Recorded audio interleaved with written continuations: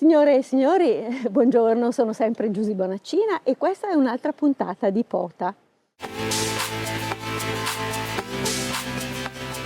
19 marzo, San Giuseppe. San Giuseppe lavoratore, perché si può considerare anche la festa del lavoro, che non è da confondersi col 1° San Giuseppe lavoratore era un falegname e forse anche fabbro, tanto che viene considerato anche il guardiano del fuoco.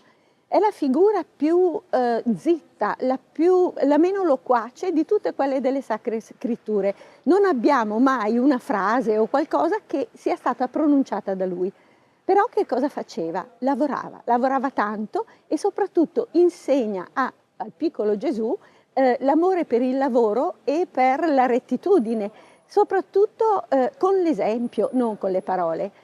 Allora, San Giuseppe è considerato davvero un santo importante, forse è una figura cardine del nostro presepio.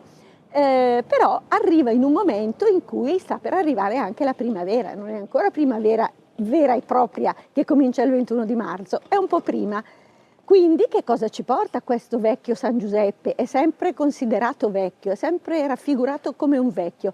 I Vangeli apocrifi, in particolare il Protovangelo di Giacomo, ci racconta che aveva 90 anni quando sposò Maria, che ne aveva soltanto 12. Se questo fosse vero o no, io non ve lo so dire, ma vi posso dire che sempre è rappresentato come un vecchio.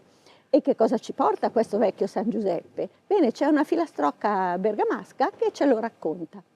O San Josep vegasi, cosa gifin del sesti, Goibel sul de quel piovif, mago amo autoquel de nif, perché a San Giuseppe qualche volta è anche nevicato.